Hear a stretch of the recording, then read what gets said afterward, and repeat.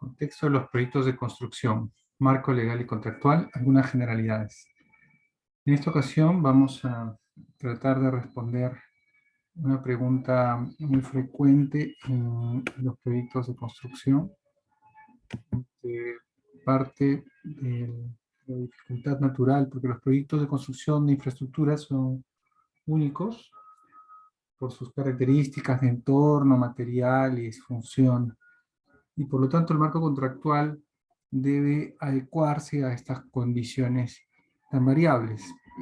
Podríamos decir que los contratos deben de absorber algunas características generales, por ejemplo, el tipo de valorización, si es una administración directa, si el contrato va a ser a precios unitarios, si es una suma alzada, o si es un solo pago por el valor completo del alcance, o si es un mixto o mezcla cualquiera de las anteriores valorizaciones en proporciones según el interés. Puede ser que alguna de las partidas sea de mayor riesgo y entonces se defina que esas partidas sean a precios unitarios y el resto de las partidas pueden ser a suma alzada o administración directa o cualquier combinatoria de ellas.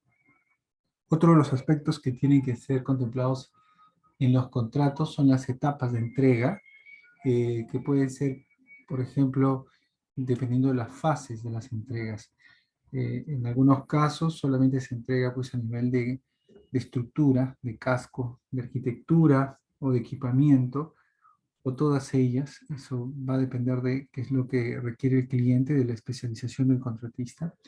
Y en algunas ocasiones también se pide un contrato llave en mano, es decir, que toda la infraestructura debe estar operando al final de la construcción. De acuerdo a los alcances, el contratista podría ser netamente de construcción, incluso los contratos de subcontratistas podrían entrar en esta categoría. En algún punto se convierten en contratos solamente de construcción.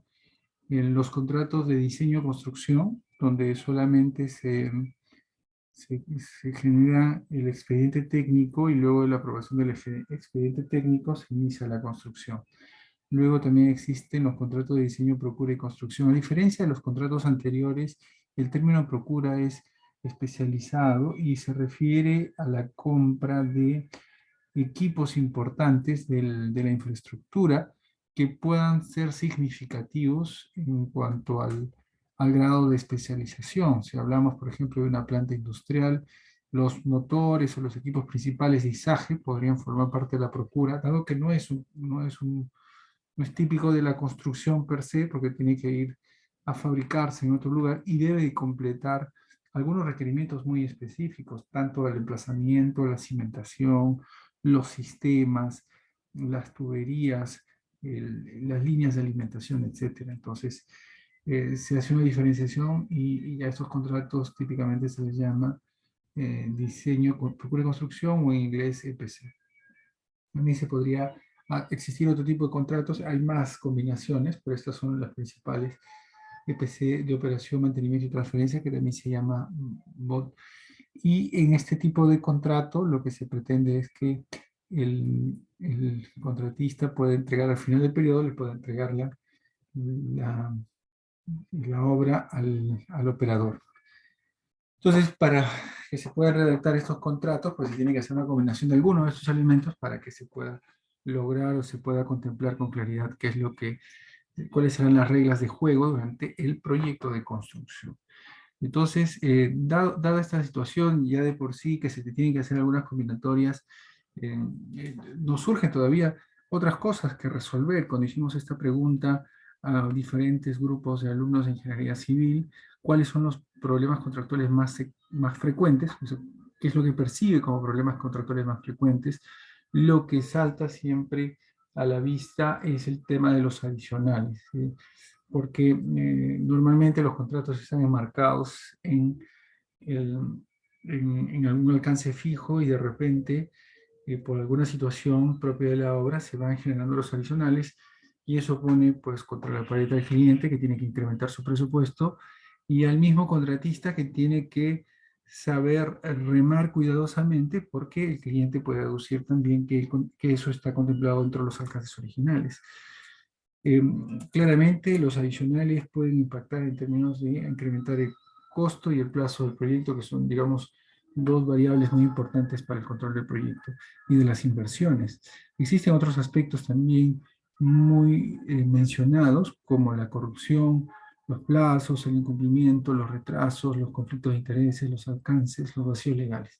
Entonces, todos estos aspectos de preocupación tienen que estar reflejados con herramientas que nos permitan controlar y evitar, digamos, por lo menos en condiciones normales, tratar de controlar que estas variables se desborden y creen problemas en la obra, tanto para el cliente como para el contratista, por supuesto. Entonces, ¿cómo enfrentamos? Se tiene que definir cuáles son las características que se tienen que incorporar en términos de alcance, de tipología, metodología de valorización, y también se tienen que prevenir algunos aspectos como estas variables que pueden complicar el desarrollo normal de un proyecto. Y entonces, para esto se necesita, pues, seguir un marco contractual, en particular en el Perú, con la Ley de Contrataciones del Estado, que en general tiene estos principios, que está vigente la Ley de Contrataciones del 2019, que tiene digamos, lineamientos en cuanto a los principios de interpretación y el ámbito de aplicación. En cuanto a los principios de interpretación, se habla de libertad de concurrencia, igualdad de trato, transparencia, publicidad, competencia, eficacia, eficiencia, vigencia tecnológica, y también se habla de sostenibilidad ambiental y social, equidad e integridad. Y los ámbitos de aplicación, pues son todo lo que son aquellas entidades públicas con capacidad de gasto, como los niveles de gobierno, universidades públicas y empresas del Estado, que están pues registradas en FONAF. Un aspecto interesante en esta definición son estos dos puntos que son como los ejes de la ley de contrataciones, la igualdad de trato y la competencia.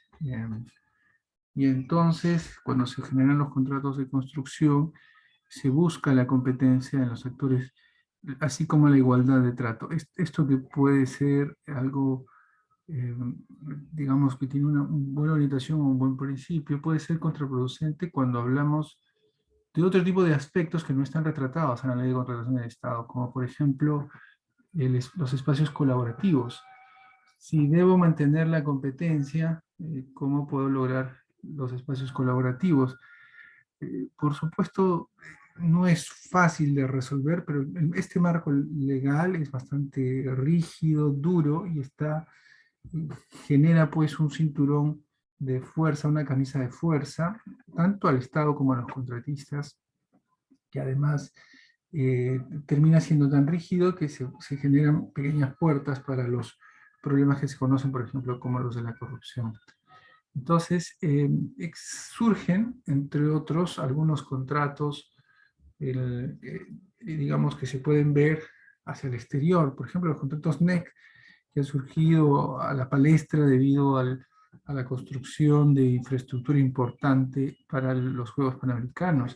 Y las características de estos contratos NEC es que proponen espacios colaborativos y proactivos que favorecen, en algunos casos, al libro abierto para dar una mayor transparencia, es decir, que las compras se hacen completamente tal cual lleguen las cotizaciones y las órdenes de compra. Tiene vocación flexible y orientada a la buena gestión y dirección de proyectos, son contratos típicos. Y el representante del cliente es el gerente de proyecto. Existen otro tipo de contratos también que se usan en los ámbitos internacionales, como los contratos FIDIC, que parten de modelos contractuales ampliamente usados en Europa, son colaborativos y están orientados a la solución de controversias. Son dos aspectos, tanto en NEC como en FIDIC, y podríamos tomar otros modelos contractuales donde se resalta mucho el aspecto de colaboración y de solución de controversias, porque esos son parte de los aspectos que van a generar más problemas en la toma de decisiones. Y luego también, por supuesto, se refleja cuando se requieren hacer, por ejemplo, actualmente los contratos gobierno a gobierno, justamente se pretende usar modelos contractuales internacionales porque son más colaborativos y flexibles que los que puedan estar requiriéndose en la ley de contrataciones del propio Estado. Por lo tanto, existe una contradicción entre usar modelos extranjeros para los grandes proyectos, pudiendo generar una adaptación de la ley de contrataciones del Estado. Eso es algo que se tiene que resolver en el país y se podría tomar como ejemplos, por supuesto, los mejores modelos contractuales que funcionan en el mundo para grandes infraestructuras. Como ideas finales, podemos decir que el marco legal contractual debe estar orientado a promover la colaboración y la búsqueda de bienestar de las partes involucradas, y también que los espacios colaborativos y la atención oportuna de controversias pueden ayudar a reducir los conflictos y mejorar las oportunidades en los proyectos.